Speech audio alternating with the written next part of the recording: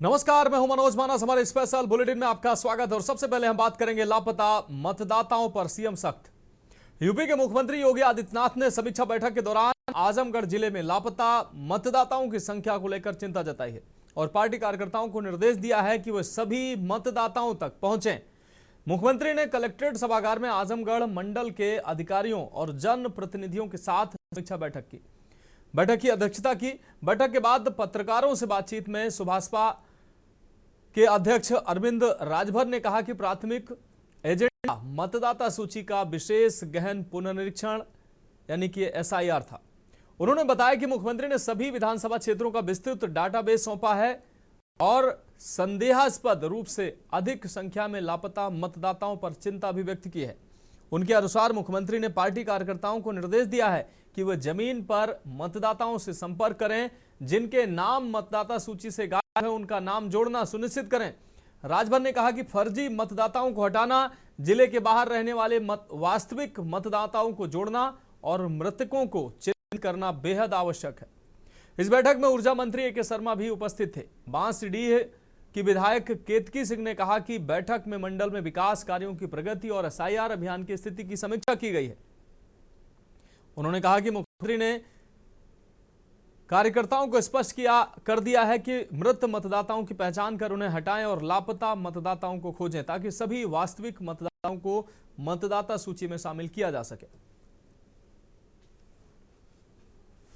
तो यूपी में एसआईआर पर नेताओं को निर्देश दिए हैं, अधिकारियों को दिशा निर्देश दिए हैं। सभी मतदाताओं तक पहुंचने की दिशा निर्देश मुख्यमंत्री योगी आदित्यनाथ ने दिए हैं। उन्होंने कहा कि लापता मतदाताओं को ढूंढा जाए। इसको लेकर अब सीएम सख्त नजर आ रहे हैं।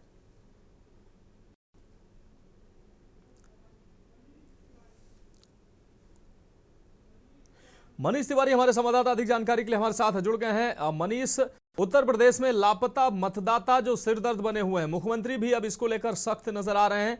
उन्होंने अधिकारियों को निर्देश दिया है, पार्टी के नेताओं को निर्देश दिया है कि ऐसे लोगों को ढूंढा जाए, उनको मतदाता सूची में शामिल किया जाए। क्या कुछ अहम जानकारी सामने आ रही?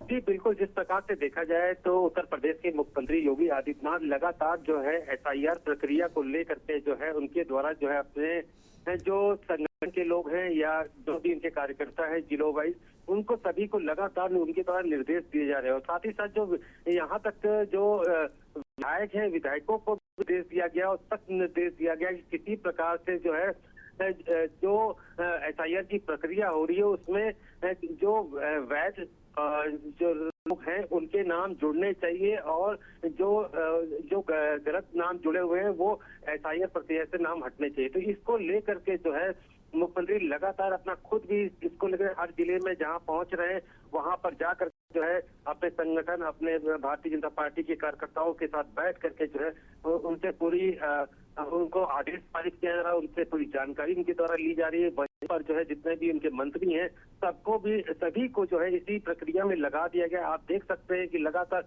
चाहे केशव प्रसाद मौर्य जी हो, चाहे ब्रजेश पाठक हो, सभी लोग जो है चाहे उन्नाव कहीं हर जिले में जा करके जो है इस एसआईआर प्रक्रिया से जुड़ करके जो है हर प्रकार का संदेश जो है पूरी तरीके से दे रहे हैं। जिस प्रकार से देखा जाए जो मुख्य निर्वाचन अधिकारी नवदीप जी के द्वारा जो जानकारी दी गई थी कि करीब 3 करोड़ के आसपास जो है वोटर अभी तक से मिल नहीं सके, इसी को देखते हुए उनके द्वारा जो है दिल्ली आयोग को लेटर लिखा गया था और समय सीमा को बढ़ाने की बात की गई थी और उन्हीं मतदाताओं को जो है उनकी तलाश करने के लिए ये पूरी प्रक्रिया जो है उत्तर प्रदेश सरकार के जितने भी मंत्री विधायक इस प्रक्रिया में लगे हुए हैं। साथ साथ जो यहाँ का मुख्य निर्वाचन चुनाव आयोग है उनके भी जितने बीएलओ से लेकर सभी को आदेश दिया गया है, इसीलिए वक्त बढ़ाया गया है, किसी प्रकार की कोई कमी ना हो और सभी के नाम बाकायदा जुड़ने चाहिए। सबसे अहम बात जिस प्रकार से निर्वाचन अधिकारी का कहना रहा है कि 3 करोड़ के आसपास मतलब 2.92 करोड़ उनकी जनसंख्या बताई गई इनके द्वारा, उनका तो जिसमें से 1 करोड़ के आसपास तो बिल्कुल मालूम ही नहीं चल रहा है कि वो कहाँ गए। तो ये एक सबसे बड़ा सवाल है। इसी के तहत जो है पूरी प्रक्रिया को जो है समय सीमा गई है। वहीं पर सरकार चाहे योगी आदित्यनाथ हो, उनके द्वारा निर्देश करके जो है एसआईआर प्रक्रिया को सही तरीके से सही वोटर लिस्ट तैयार करने की कवायद है कि 2022 का जब चुनाव हो तो सही वोटर लिस्ट के साथ शुद्धिकरण हो करके जो है पूरा चुनाव प्रक्रिया देखने को मिले। जी बिल्कुल मनीष तिवारी, इस तमाम जानकारी के लिए आपका बहुत बहुत शुक्रिया। तो सभी मतदाताओं तक पहुंचने के निर्देश मुख्यमंत्री ने दिए हैं। आपको बता दें कि लापता मतदाता जो है वो सिरदर्द बने हुए हैं, जिसको लेकर अब सीएम सख्त नजर आ रहे हैं। उन्होंने निर्देश दिए हैं कि एक एक मतदाता तक पहुंच बनाई जाए, जो मतदाता वास्तविक छूट रहे हैं उनको जोड़ा जाए, और जो मतदाता ऐसे हैं जो लिस्ट में बाहर करने या फर्जी हैं उनको लिस्ट में बाहर करने की जरूरत। और अब हम बात करेंगे फिर टली सुनवाई। खबर रायबरेली से, जहां राहुल गांधी की नागरिकता से जुड़े मामले पर आज जिला एवं सत्र न्यायालय स्थित एमपी एमएलए कोर्ट में सुनवाई नहीं हो सकी। बेंगलुरु निवासी एस विघ्नेश शिशिर ने न्यायालय में परिवाद डालकर लोकसभा के नेता प्रतिपक्ष की नागरिकता पर सवाल उठाते हुए चुनौती दे रखी है। एमपी एमएलए कोर्ट ने न्यायाधीश विवेक कुमार ने पिछली पेशी पर सुनवाई करना तय किया था। पिछली पेशी पर आज जो है सुनवाई करना तय किया था। हालांकि वादी के कोर्ट में उपस्थित न होने की वजह से सुनवाई नहीं हो सकी। अब कोर्ट ने अगली सुनवाई 22 दिसंबर 2025 को तय की है।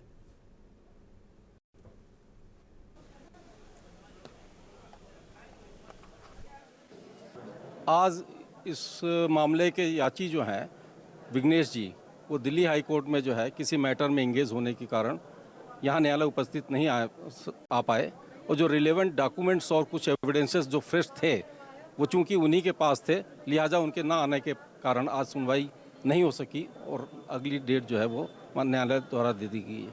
किस चीज़ के लिए जो है उन्होंने परिवार डाला था, क्या था? इसमें श्री राहुल गांधी जी के खिलाफ जो है दोहरी नागरिकता, इसके अलावा एक से ज़्यादा जो है पासपोर्ट रखने के आरोप हैं। इसके अतिरिक्त कुछ और भी आरोप हैं जो संगीन किस्म के हैं। कौन सी डेट लगी है अगली? क्या अगली डेट अभी नहीं मिल पाई है। माननीय न्यायालय द्वारा जो तारीख लगाई जाएगी वो अभी जानकारी बाद में होगी, वो आपको।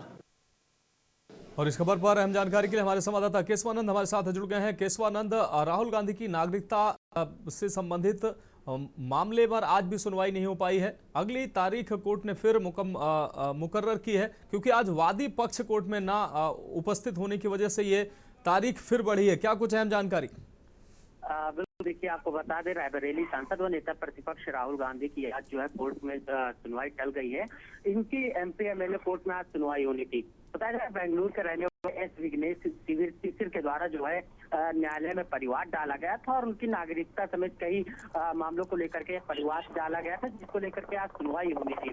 वहीं बता जो है याचिकाकर्ता आज जो है कोर्ट में नहीं पहुंचा, जिसके कारण ये जो सुनवाई थी वो टल गई है और 22 दिसंबर 2025 को अब इसकी सुनवाई होनी है, जिसको लेकर के आज जो अधिवक्ता है वीरेंद्र सिंह याचिकाकर्ता के, उन्होंने पूरी जानकारी देते हुए बताया कि आज याचिकाकर्ता जो है किन्हीं कारणों से रायबरेली जिला सत्र एवं न्यायालय में नहीं उपस्थित हो पाया था, जिसके कारण ये डेट बढ़ी है।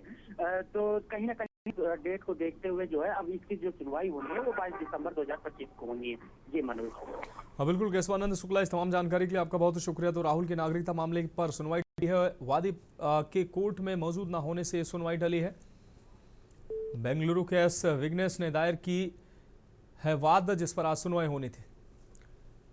22 दिसंबर को एमपी एमएलए कोर्ट में सुनवाई होगी। और अब बात करेंगे राम गोपाल को इंसाफ। खबर जनपद बहराइच से है, जहां महाराजगंज बाजार में दुर्गा पूजा प्रतिमा विसर्जन के दौरान शोभा यात्रा निकालने के दौरान 13 अक्टूबर 2024 को हुई हिंसा आगजनी बवाल मामले में राम गोपाल मिश्रा की हत्या मामले में अपर सत्र न्यायाधीश प्रथम ने ऐतिहासिक फैसला सुनाते हुए दोषियों को बड़ी सजा सुनाई है। जिला एवं सत्र न्यायालय ने 10 अभियुक्तों को दंगा भड़काने सहित निर्ममतापूर्वक हत्या करने के मुख्य आरोपी सरफराज को फांसी की सजा सुनाई है। इसके अलावा अन्य 9 आरोपी अब्दुल हमीद, अब्दुल तालिब सैफ सहित 9 आरोपियों को आजीवन कारावास की सजा सुनाई है। घटना के बाद से पीड़ित परिवार न्याय की उम्मीद लगाए बैठा था। सुनवाई के दौरान कोर्ट ने 13 माह 26 दिन में जहां गवाहों के बयान सुने, वहीं दोनों पक्षों के अधिवक्ताओं की बहस सुनते हुए तमाम क्रॉस सवाल पूछे। कोर्ट के फैसले को लेकर मृतक रामगोपाल मिश्रा की पत्नी ने न्यायालय द्वारा सुनाई गई सजा का स्वागत किया है। आपको बता दें कि बहस के दौरान जिला शासकीय अधिवक्ता प्रमोद कुमार सिंह के सवालों ने कई बार बचाव पक्ष को निरुत्तर बनाए रखा। भाजपा नेता सर्वेश पाठक ने फैसले को ऐतिहासिक बताते हुए दावा किया कि इससे न्यायपालिका पर लोगों का भरोसा बढ़ेगा। निर्ममता पूर्वक हुई इस हत्या पर ऐसे ही फैसले की अपेक्षा थी। जिस प्रकार एक श्रमिक के बेटे की बर्बरता से हत्या कर दी गई, आज वास्तव में आज उसकी आत्मा को शांति मिलेगी कि देश के न्यायालय ने आज वास्तव में सरफराज जैसे आरोपी को फांसी की सजा सुनाकर देश की न्यायपालिका पर एक बार फिर से भरोसा दिखाया है कि जिस प्रकार से फास्ट ट्रैक तरीके से आदरणीय जज साहब ने और देश के न्यायपालिका ने सुनवाई करके आज निर्णय दिया है, वास्तव में बहुत ही सराहनीय है। मैं उत्तर प्रदेश पुलिस और उत्तर प्रदेश के जुडिशियल लोगों को, जज साहब को और न्यायपालिका को मैं बधाई देता हूं। रोली जी, आपके पति के हत्यारों को सजा सुना दी गई है, अब कैसा महसूस हो रहा है आपको? अच्छा लग रहा है सुन के उनकी, मतलब उन लोगों को सजा मिल रही है। जिस चीज़ की उम्मीद थी हम लोगों को, आज वो पूरा हो रहा है 13 महीने के बाद। अच्छा लग रहा है, उन लोगों को सजा हो रही है, दिल को सुकून मिल जाएगा, सजा मिल जाएगी उन लोगों को। काफी आप परेशान थी, आपने बहुत दुख झेला है, किस तरीके का ये वारदात हुआ था आपके पति के साथ? हमारे पति के साथ जैसा हुआ था, भगवान न करे किसी और के साथ में भी हो। 13 अक्टूबर 2024 को मुलजिम सजन यात्रा के दौरान जो घटना हुई थी, उसमें 3 दिन पहले जो है 10 मुलजिमानों को गिल्टी होल्ड किया गया था। उसमें न्यायालय ने आज जो है 9 लोगों को आजीवन कारावास की सजा दी और एक मुलजिम सरफराज और रिंकू को मृत्युदंड की सजा सुनाई है। क्या लगता है कि जो लोग हैं उनको क्या अब आगे भी जाने का कोई चांसेस है इसमें? हाँ, रास्ते खुले जा सकते हैं। लेकिन ये एक ऐतिहासिक फैसला आपके द्वारा पैरवी करके सुनाया गया है। हाँ, ये ऐतिहासिक फैसला है। इसमें जो है माँ भारती के सपूत की निर्मम हत्या की गई।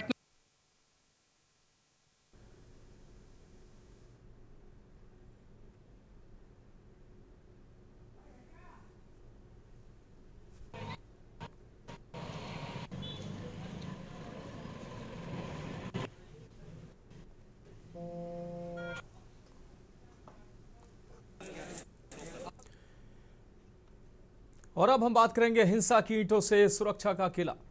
संभल में कानून व्यवस्था को सुदृढ़ करने की दिशा में एक और बड़ा और प्रतीकात्मक कदम उठाया गया है। संभल हिंसा के दौरान पुलिस और अधिकारियों पर फेंके गए ईंट और पत्थरों से निर्मित की गई दीपा सराय पुलिस चौकी का आज विधिवत उद्घाटन कर दिया गया है। आपको बता दें, नई चौकी का उद्घाटन जिले के आला अधिकारियों, जिला अधिकारी डीएम डॉक्टर राजेंद्र पैसिया और पुलिस अधीक्षक एसपी कृष्ण कुमार बिस्नु ने किया। यह पुलिस चौकी इसलिए भी खास है क्योंकि इसका निर्माण कार्य उन्हीं ईंट और पत्थरों से के उपयोग से किया गया है जो संभल में हुई हिंसा के दौरान अधिकारियों और पुलिस कर्मियों पर फेंके गए थे। यह निर्माण एक मजबूत संदेश देता है कि हिंसा को अब सुरक्षा और कानून के केंद्र में बदल दिया गया है। यह चौकी उसी स्थान पर बनाई गई है जो 2018 में तब सुर्खियों में आया था जब मुल्ला अफरोज ने पुलिस के बीच एक 2 मुंहा वाला सांप छोड़ दिया था। नई सुदृढ़ पुलिस चौकी का उद्घाटन दुर्गा सप्तमी के पावन अवसर पर विधिवत पूजन के साथ किया गया। सुरक्षा को और अधिक मजबूत बनाने के उद्देश्य से ये पुलिस चौकी संभल हिंसा के मुख्य आरोपी सारिक साठा के आवास के बिल्कुल नजदीक स्थापित की गई है। जिलाधिकारी और पुलिस अधीक्षक ने कहा कि यह चौकी क्षेत्र में सुरक्षा और निगरानी को और कई गुना बढ़ाएगी और असामाजिक तत्वों पर नकेल कसने में सहायक सिद्ध होगी।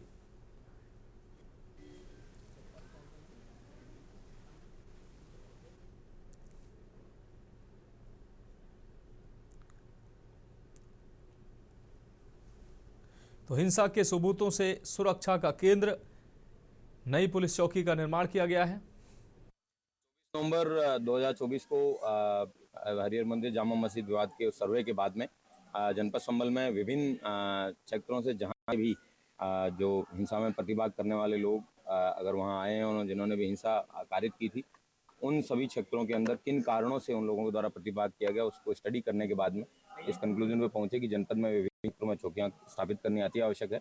उनमें से दीपा सराय चौकी एक महत्वपूर्ण ये स्ट्रेटेजिक जगह पे चौकी बनाई गई है। जनपद में गत 1 वर्ष में कुल 37 चौकियों का निर्माण कराया जाना प्रस्तावित था। उसी के क्रम में दीपा सराय जो पुलिस चौकी है, इसका निर्माण कराया गया। यह जनपद के सर्वाधिक संवेदनशील स्थानों में से एक है। जैसे कप्तान साहब ने बताया कि यहाँ पे बहुत अभ्यस्त अपराधी और जिन पर NSA भी लगाया गया, और आज से कुछ वर्षों पहले जो टेररिस्ट अटैक जो अफगानिस्तान में हुआ था अमेरिका के द्वारा, उसमें भी मारे गए, वो भी यहाँ के लोग रहे। तो डीएम एसपी ने चौकी का उद्घाटन किया है।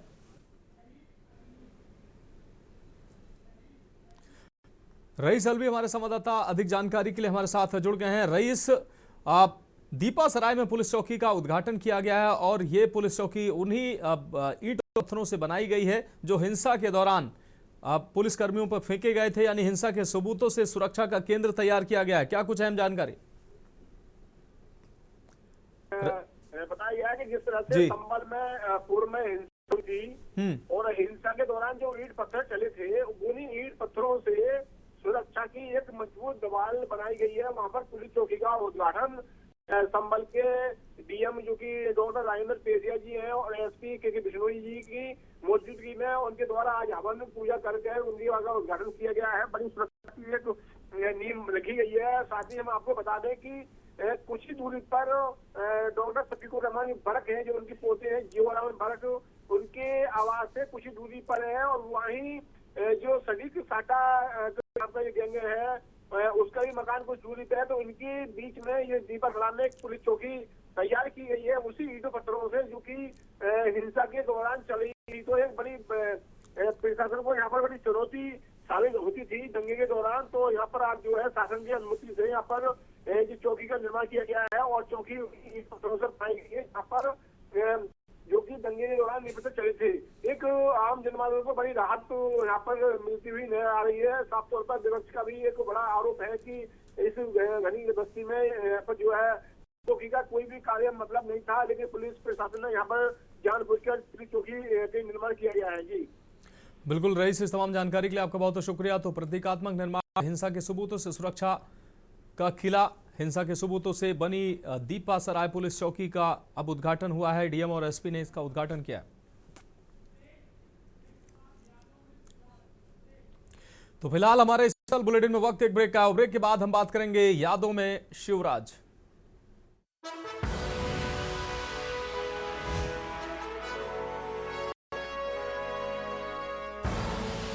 आप देख रहे हैं के न्यूज, खबरों का सारथी।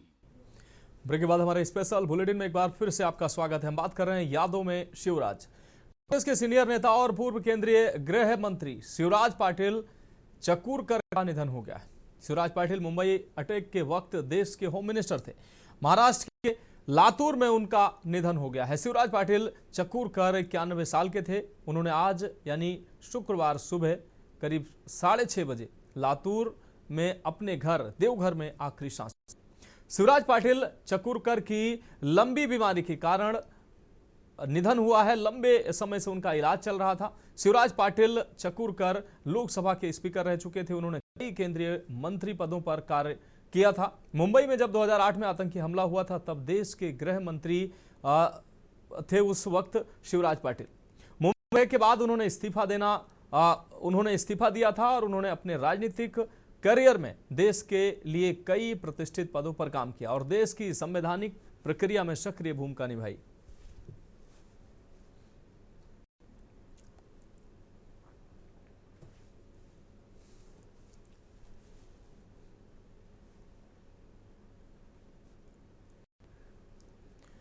तो पूर्व केंद्रीय गृह मंत्री शिवराज पाटिल का आज निधन हो गया। 91 वर्ष की उम्र में उन्होंने अंतिम सांस ली।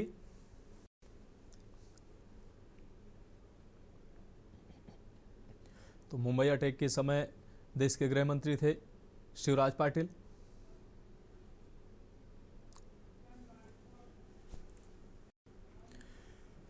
और अब हम बात करेंगे विकास की सौगात की।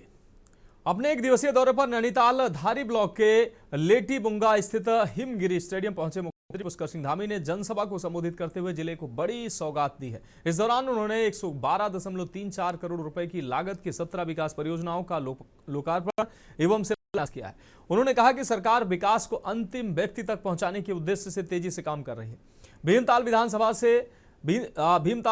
विधानसभा में आज जिन योजनाओं का लोकार्पण किया गया वह आने वाले समय में मील का पत्थर साबित होंगे। सीएम धामी ने कहा कि कांग्रेस ने अपने शासनकाल के दौरान राज्य के अंदर जिस प्रकार से बाहरी लोगों को बसाया है, जिसके चलते यहां तेजी से डेमोग्राफी चेंज हो रही है, उस पर सरकार सख्ती से काम कर रही है। उन्होंने कहा कि सरकार देवभूमि के अस्तित्व को किसी कीमत पर खत्म नहीं होने देगी, जिसके फलस्वरूप सरकार आज 10,000 करोड़ से अधिक की अतिक्रमित भूमि को सरकार ने खाली कराया।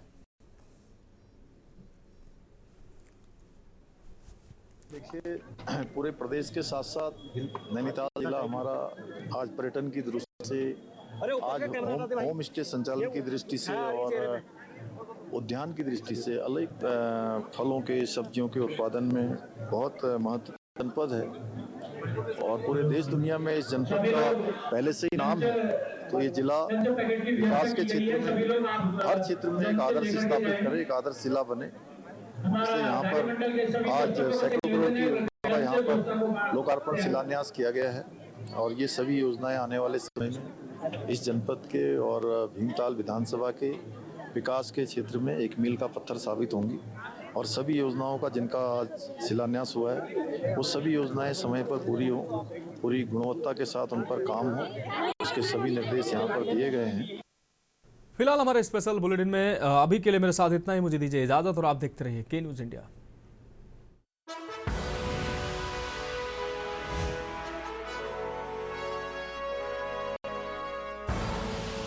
आप देख रहे हैं के न्यूज, खबरों का सारथी।